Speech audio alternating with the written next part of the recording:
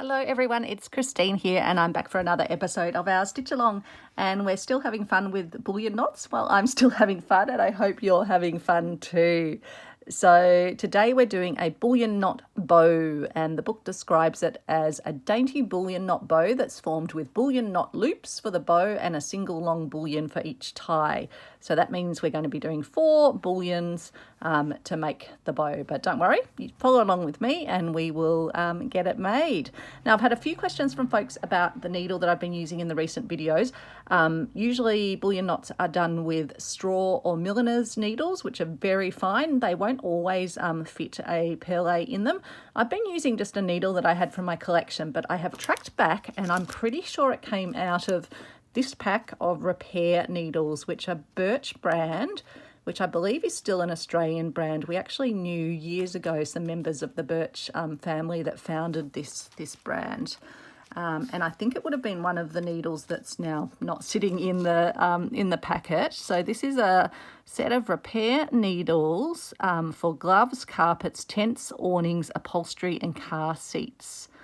So it's definitely not the curved mattress needles, because they're still in the packet, and I don't think it's the upholstery needle, which actually has a bigger head. So it's probably a carpet needle, a sail needle, or a packing needle, or a glove needle.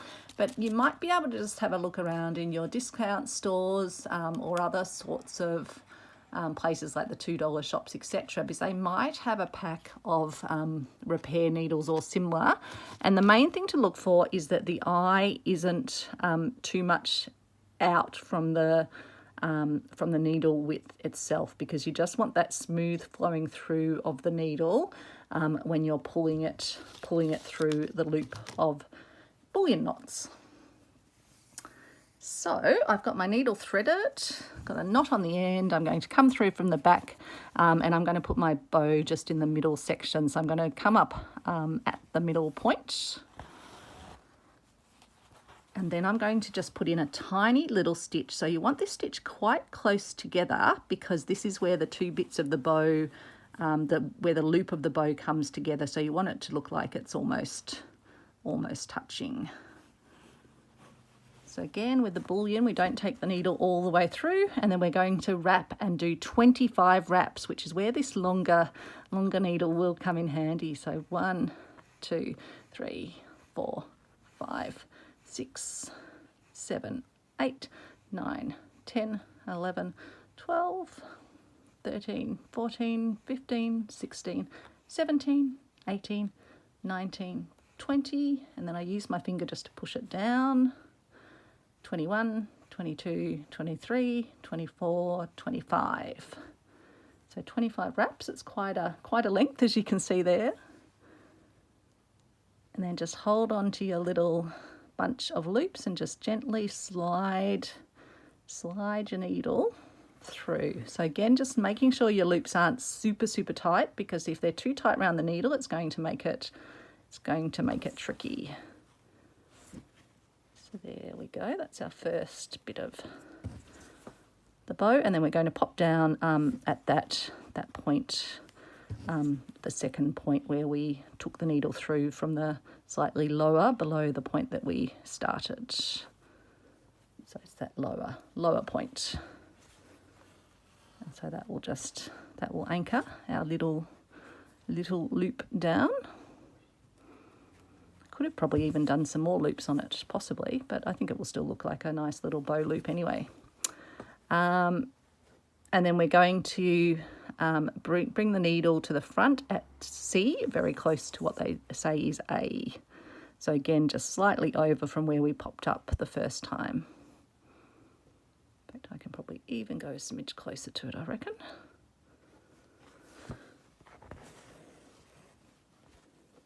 And then do the same thing, just take a tiny little stitch from below it and just pop up at that same point. So it's really just a tiny little stitch, because you want it to be close. And then we're going to do another 25.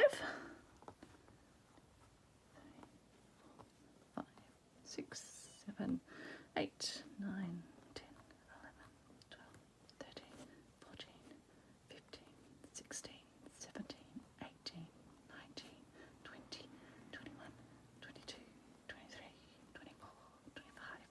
Okay, 25. So holding onto the loops and sliding the needle through.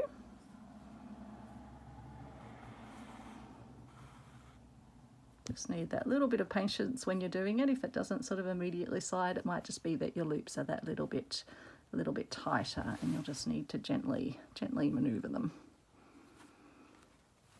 And then again, just shaping my knot to get it sitting how I want it. So I'm using this variegated thread from Anchor. I got a great pack of them from Amazon, I think it was. Really good value. I do love my Wonderfil ones, but also very happy with these Anchor ones too. So again, we're going to just take the thread to the back. That's our little bow loops, very sweet. And then we're going to bring the thread to the front. And so we're going to do that just about, it looks like just about here in the middle of those two lower meeting sort of points, about there. So hopefully you can see that. I'll just bring it up a little bit closer. So really just where those the bows meet at the bottom of it.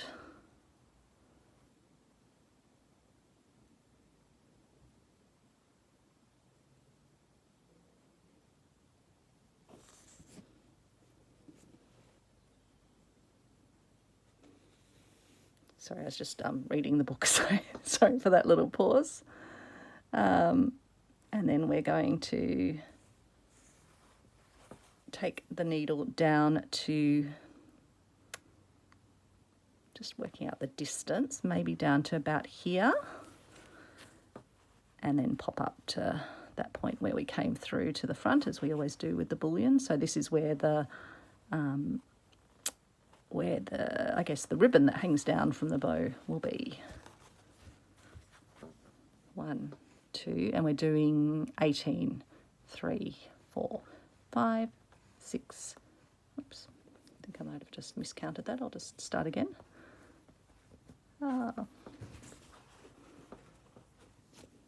All tangled. We'll get there. Okay, so let's do our 18 wraps to create our ribbons for the bow. 1, 2, 3, 4, 5, 6, 7, 8, 9, 10, 11, 12, 13, 14, 15, 16, 17, 18. Then we slide our needle through as we always do.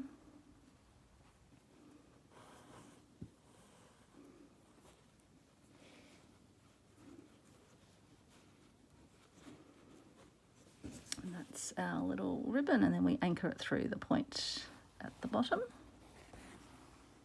Almost looks like a little elephant at the moment. Okay, and then we pop up again at that point just near the bottom of the loopy bits of the bow.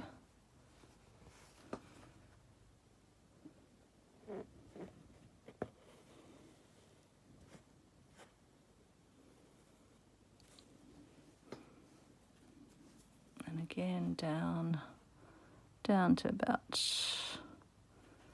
there, pop up again, as close to that point, but without skewering the thread like I just did then.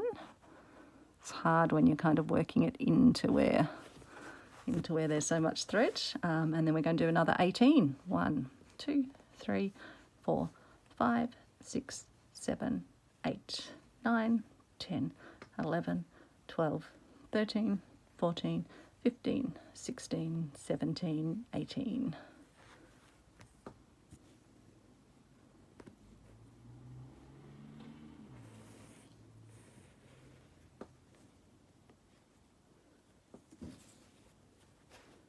There's our 18 wrap to make the other bit of ribbon. It's nice that we've got so much colour variation that's come through from the variegated thread.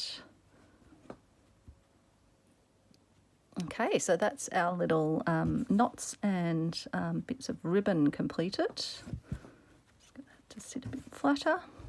And then we're going to bring the needle to the front about just, it looks like, just to anchor